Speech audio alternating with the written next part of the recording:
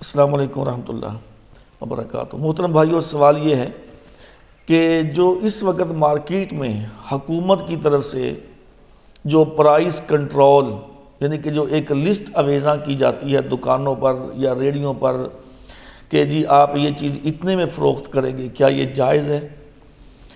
بھائیو، اس پر پہلے بھی ہم نے بات کی ہے، لیکن دوبارہ پھر تھوڑی سی وضاحت کے ساتھ یہ بات کر دوں کہ یہ پرائس کنٹرول جو کمیٹی ہے، جو حکومت ایک ریٹ مقرر کرتی ہے، یہ اسلامی نقطہ نظر سے صحیح نہیں ہے۔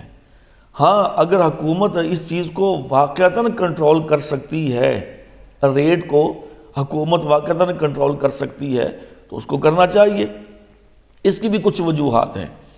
پہلی بات تو یہ ہے کہ جیسے ہم نے وہ پہلے بھی ایک حدیث بیان کی تھی کہ نبی صلی اللہ علیہ وسلم نے فرمایا کہ میں کسی بھی چیز پر قیمت مقرر نہیں کروں گا، آپ نے صاف انکار کر دیا تھا۔ تو لیکن کچھ چیزیں ایسی ہوتی ہیں کہ جس پر باقاعدہ قیمت مقرر کی جانی چاہیے اور پھر اس کو اسی نرخ پر، اسی بھاؤ پر ہی آگے فروخت کرنا چاہیے، لیکن یہ چیزیں وہ ہوتی ہیں جس پہ حکومت کا اپنا مکمل کنٹرول ہوتا ہے۔ اب جس پہ حکومت کا مکمل کنٹرول نہیں ہے، اس پہ حکومت یہ پرائس لسٹ جو ہے یہ چیک کر کے اویزاں کروا دیتی ہے دکانداروں کو، لیکن اس میں بہت سارے نقصانات کا اندیشہ ہے۔ مثال کے طور پہ اب ایک چیز ہے، وہ جو تاجر ہے اس کو وہ چیز مل رہی ہے 100 روپے میں، اب حکومت کہتی ہے کہ تم یہ بیچو 80 روپے میں، وہ کیسے بیچے گا؟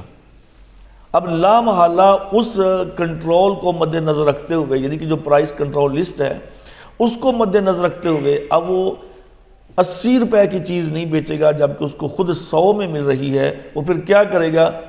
یا تو اس کے اندر وہ کمی بیشی کرے گا، یا اس کے اندر پھر وہ ملاوٹ کرے گا، یا اس کے اندر وہ 2 نمبری کرے گا، اس میں کسی اور چیز کو شامل کر دے گا، یا پھر وہ کیا کرے گا؟ دوسرا راستہ اختیار کرے گا کہ جو کمیٹی ہوتی ہے جو لسٹ کو جاری کرتی ہے، ان کے ممبران سے مل کر یا جو ان کا چیئرمین ہے ان کو مل کر وہ کچھ پیسے لے دے کہ جس کو ہم عام طور پہ کہتے ہیں کہ جی بھتہ یا اضافی رشوت وغیرہ دے کے جی اس سے وہ اپنا کام چلائے گا۔ یا پھر وہ کیا کرے گا؟ وہ 80 روپے میں وہ چیز فروخت کرے گا جو انتہائی ناقص، نکمی اور ناقابل استعمال ہوگی، جو نکمی چیز، ردی کی چیز ہوگی، وہ پھر وہ 80 روپے میں بیچے گا۔ کیونکہ اگر وہ اچھی چیز 100 روپے میں بیچتا ہے تو وہ برداشت نہیں کر پائے گا، اس کو نقصان ہو رہا ہے۔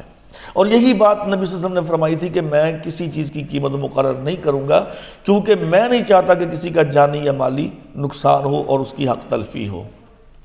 تو اس لیے پرائس کنٹرول جو ہے نا، یہ حکومت طے تو کرتی ہے، لیکن ہم حکومت سے التجا کریں گے کہ حکومت اس کو پھر کنٹرول بھی کرے۔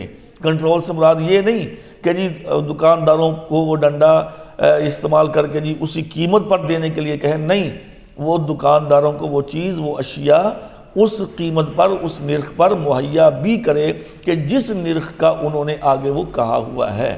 اگر وہ یہ نہیں کر سکتے تو پھر یہ ان کی طرف سے یہ زیادتی ہے۔ تو اس لیے اسلام کسی تاجر پر یا کسی بائع پر یا کسی مشتری پر زیادتی نہیں کرتا۔ تو لہٰذا پرائس کنٹرول جو لسٹ ہے، اس کو اگر حکومت ہمارے اوپر لاگو کرتی ہے تو اس کو چاہیے کہ وہ اس کو مکمل اپنے ہاتھ میں بھی لے اور اس کا پھر وہ مکمل جو اس کے حالات و واقعات ہیں اس سے آگاہ بھی ہو، اور وہ اشیاء تاجروں کو اس قیمت پر وہ پہنچائے بھی تاکہ وہ نہ بائع کا نقصان ہو اور نہ خریدنے والے کا نقصان ہو، نہ بیچنے والے کا نقصان ہو۔